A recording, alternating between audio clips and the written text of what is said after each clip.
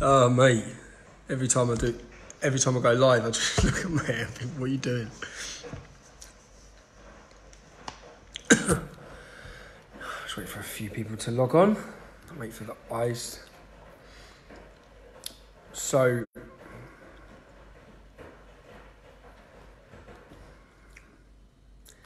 good evening. Do you know, I woke up this morning, probably about 5 o'clock this morning, and then started looking at the videos. And when you're in the middle of a moment, you don't realise just how big or special that moment is. So looking back, and once you come out of it, you have the opportunity to just realise just how great yesterday was. Unbelievable. For me, the feeling of seeing that support, also the passion in everyone that's there. Again, I'd say that the media have showed their complete contempt and their attitude. The Metro headline, this is one of the biggest read papers in Britain. Stella drinking Tommy Robinson supporters. There's probably thousands of people there. Out of thousands of people, 3 or 4 people might have had a can of Stella. And that's the headline they use. Because of the impeccable behaviour, and there was nothing negative to report, they then focused on a bit of litter on the ground and run headlines about that. Look at the litter left by Tommy Robinson supporters. The litter and the area they were focusing on was where Unite Against Fascism, all 15 of them, were demonstrating. So I thought I'd have a catch up just today. I'm feeling rough, man. I'm feeling rough.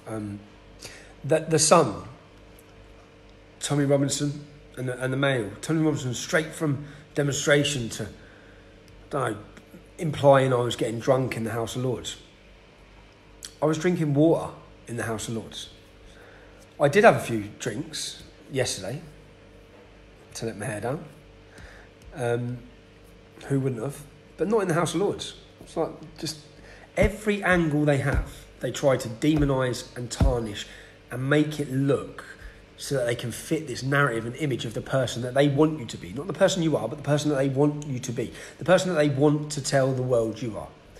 And it's them, the BBC, reported Tommy Robinson addresses his 400 supporters outside court. Everyone's got social media.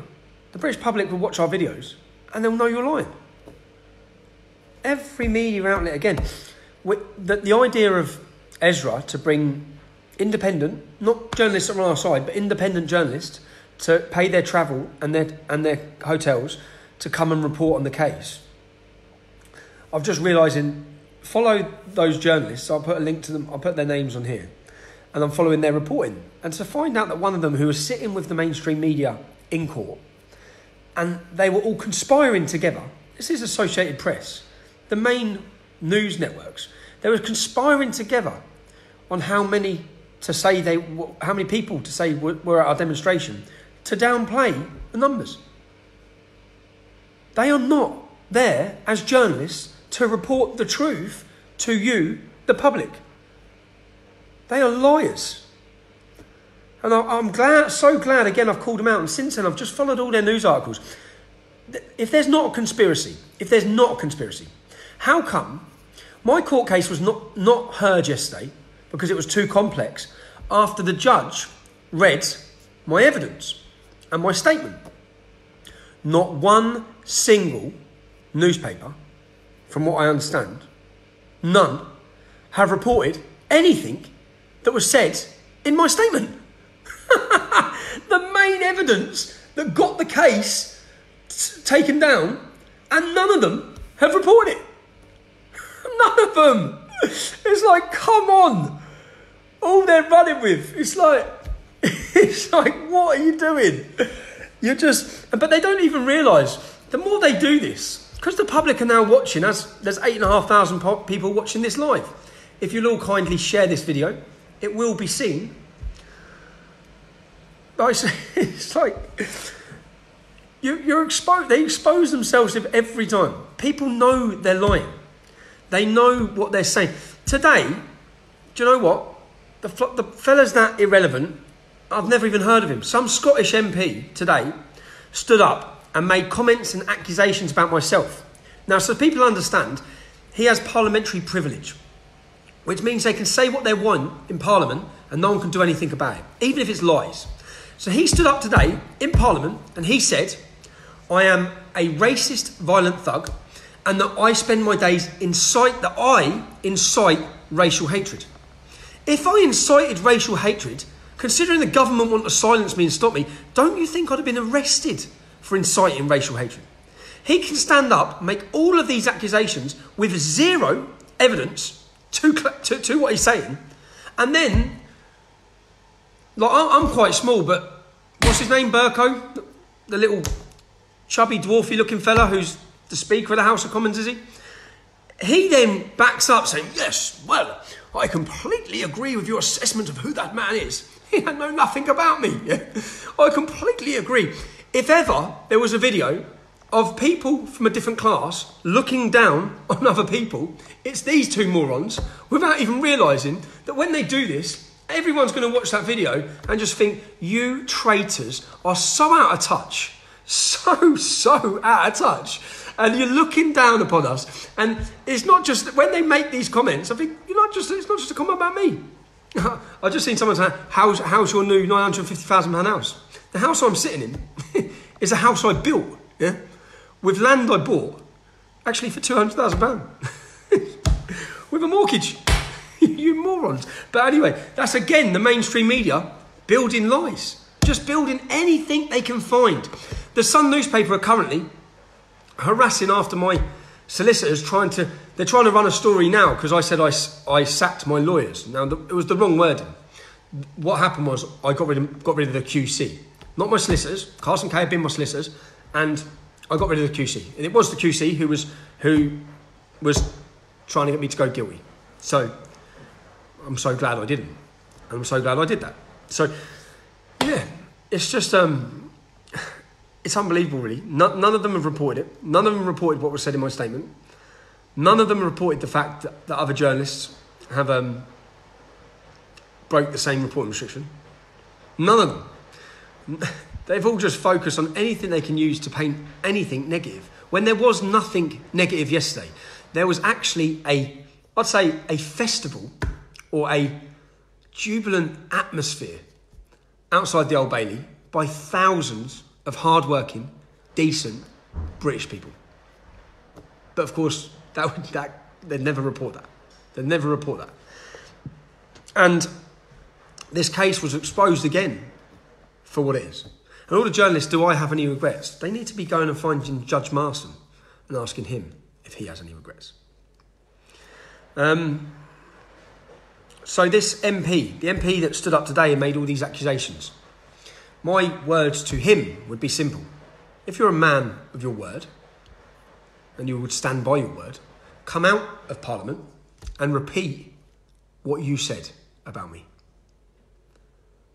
Repeat what you said where you haven't got parliamentary privilege, which would prevent me from suing your sad arse, because you made statements about me which are complete lies.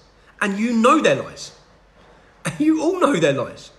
But you just think, and you can't even see, it's like Sky News done this. I had a meeting this morning with a barrister. I was back in London first thing this morning to meet with a barrister to discuss. I'm looking at options now to go on the offensive for some of the things that have happened and things that have been said about me, which are complete lies. Complete lies that they can't back up. I know they can't back them up. But obviously he uses parliamentary privilege to run a headline. The headline all now goes around. Whereas what they think is, they think that by saying this, and this headline that is running around now about me being a loathsome, basically just slamming me by Burke or whatever his name is. I think it's by this little bloke who's in the House of Commons who's had accusation after accusation after accusation of bullying against him, who they have their own sexual problems going on in the House of Commons, and he should get his own house in order before he starts trying to slam me. But again, neither of these men would say what they've said outside of the House of Parliament, because then they'd be in a courtroom and then they'd have to stand there and look ridiculous, having zero evidence to back up their claims. Unbelievable. And you saw the reaction, yeah? You all saw the reaction they've had because I sat and had a meal after I was invited by Lord Pearson with Gerard Batten and others in Parliament. Could you imagine if I stood for Parliament? Could you imagine if I was voted in? Could you imagine the scenes inside Parliament? It's also, I've always said I don't want to be a politician, but there's actually no one in our establishment, not one person that's an elected MP that stands and speaks openly and honestly about the real problems in this country. There's not one. There is not one. What a sad state of affairs. Look to Holland. Look to France. Look at the Front National and Marine Le Pen in France. They have mayors, MPs, all over the whole country. They're all speaking openly and honestly. Look to any other parliament in Europe. They all have representatives of their people, of the people's movements, the anti-establishment, freedom-loving parties across Europe, all have representation. We don't. We have none. That, at some point, is going to have to change. And I think that when I watch these videos, I just think the average person is going to watch you standing up there with your posh voice, looking down upon us, whilst you spout lies that most people will know are lies. And it's you, I think, that come across far worse when you make these accusations and you stand there pompously slamming and slandering me. Where I don't have any, this is my only opportunity to defend myself on social media, which is why you're working tirelessly to remove me from social media. I had my Twitter account removed. I've had 2 strikes off YouTube in the last month. 3 strikes and your YouTube account is closed down. What they've given me strikes for, without telling me exactly what it is, was for I'd done an interview on German TV. They've given me a strike for that, for hate. You know, if it was hate, I'd be arrested for it. Okay? Now, so I currently haven't uploaded anything onto my YouTube channel because I believe the strikes last 3 months. So they are using, just like Twitter did, and there's a video of Labour MPs grilling the CEO of YouTube, asking why Tommy Robinson's videos are on YouTube.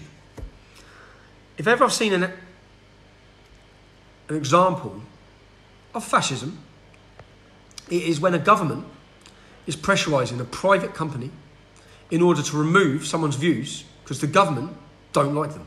Not because they break any laws, but that pressure, just like the pressure would have been put on Twitter after Darren Osborne, after they opened up a court case on Darren Osborne's court case saying that I had direct Twitter messages with Darren Osborne, which again was a complete lie. But that was enough basis to put pressure on Twitter to then have me removed. And they're doing now the same with YouTube. And eventually it will be with Facebook. So we better make the most of this while we have it. And I've appealed the YouTube strikes. I've appealed them. So I don't want to give them the excuse. So I might now have to not use YouTube for the next 8 weeks. But yeah, that's it. I just thought I'd give my views on a couple of the instances. The media again. And the thank yous. If you've watched, I've thanked everyone when I was on stage. Yeah. This movement needs to go political. It has to go political. There has to be a political option for all of you people who are feeling not listened to, silenced. I'm